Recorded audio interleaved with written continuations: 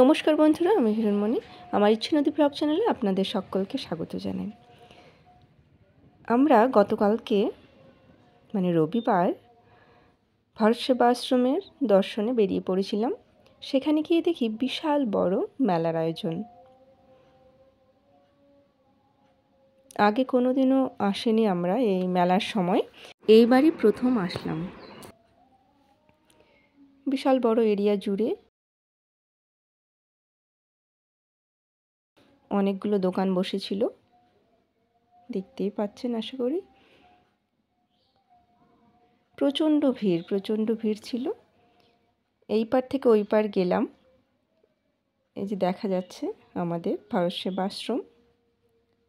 এই ভারত সেবা আশ্রম পশ্চিমবঙ্গের বিভিন্ন জায়গায় অবস্থিত।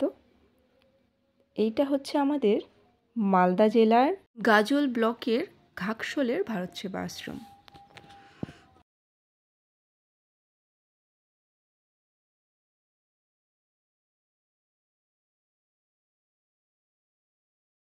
অনেক দূর দূরান্ত লোকের সমাগম ঘটেছিল এই সুন্দর ভারত সেবা আশ্রমে।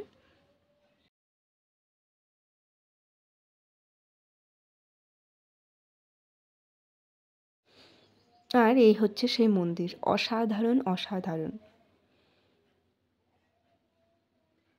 এই মন্দিরটি সেদিনে উদ্বোধন হলো।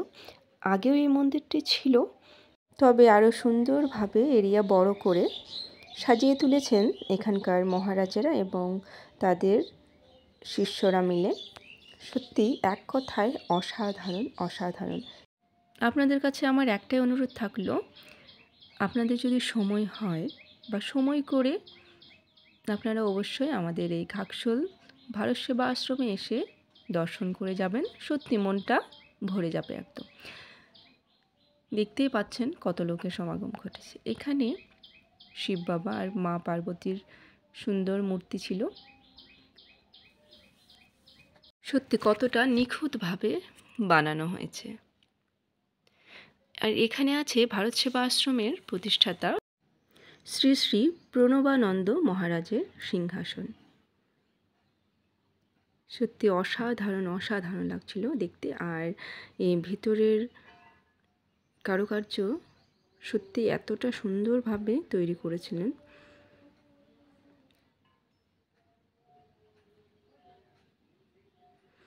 এখানেও বিভিন্ন মহারাজের ছবিগুলো রাখা আছে। ওপরটা শুধু একবার দেখুন কতটা সুন্দরভাবে আর কত সুন্দর নকশা করে বানিয়েছে। চারদিকটাই এরকমই ঘেরা সুন্দরভাবে এরিয়া জুড়ে তৈরি করেছে। এখানে আছে একটা বিশাল বড় শিবলিঙ্গ।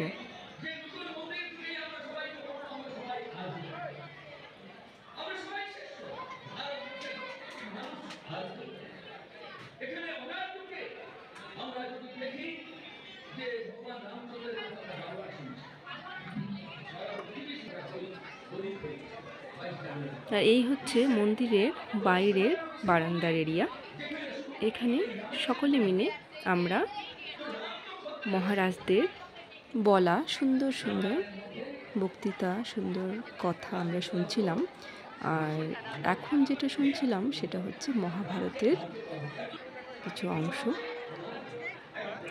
দেখতেই পাচ্ছেন কত সুন্দরভাবে ঝাড়বাতি সাজানো আছে। সত্যি এক কথায় অসাধারণ।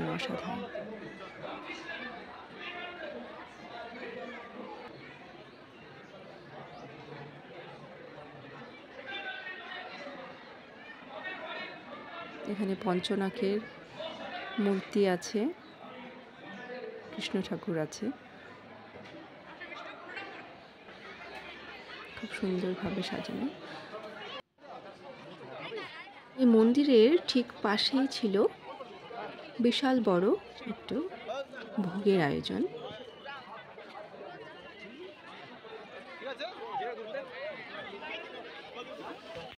আর এইখানে সুন্দর বড় যজ্ঞের আয়োজন করা হয়েছিল।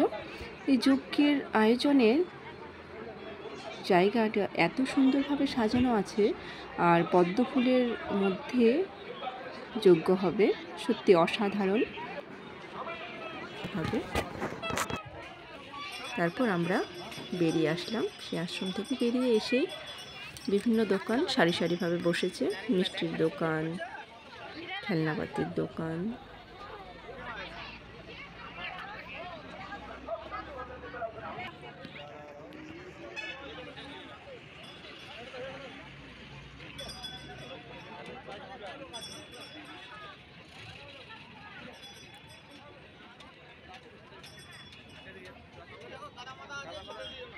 দেখতেই পাচ্ছেন। আর যারা যারা এই মেলায় অংশগ্রহণ করতে পারেননি ইচ্ছে থাকা সত্ত্বেও, অবশ্যই আপনারা যে কোনো একদিন আমাদের এই ঘাকশোলের ভারত সেবা আশ্রম দর্শন করে যাওয়ার অনুরোধ রইল।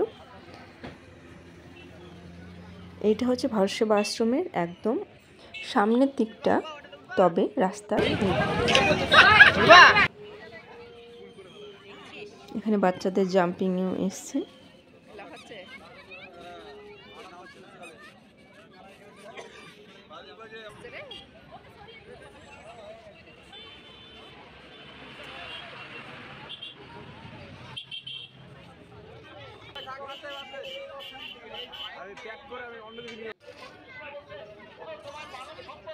তারপর আমরা ফুচকা খেলাম, আইসক্রিম খেলাম, আর কিছু মিষ্টান্ন নিলাম।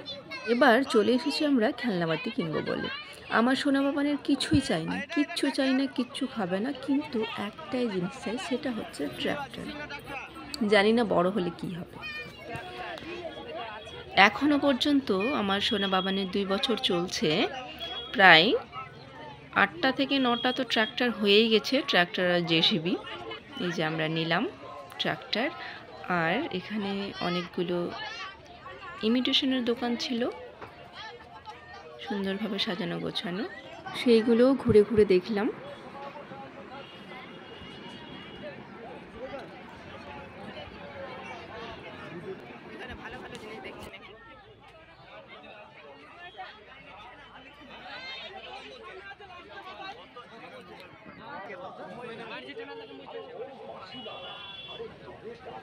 এইখানে আবার ভাগ্য পরীক্ষার লটারিও এসেছিল।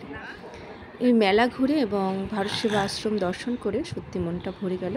আশা করি আপনাদেরও এই ভিডিওর মাধ্যমে ভারত সেবা আশ্রম দর্শন করে খুব ভালো লেগেছে। আর ধৈর্য ধরে আমার এই ভিডিওটি সম্পূর্ণ দেখার জন্য আপনাদের সকলকে অনেক ধন্যবাদ।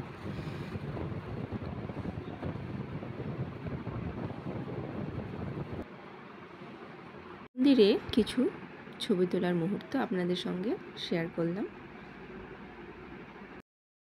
আর আমার এই ভিডিওটি ভালো লাগলে অবশ্যই একটি লাইক, কমেন্ট এবং আমার এই চ্যানেলটিকে সাবস্ক্রাইব করার অনুরোধ রইল, আমার এই ছোট্ট চ্যানেলটিকে এগিয়ে নিয়ে যাওয়ার জন্য।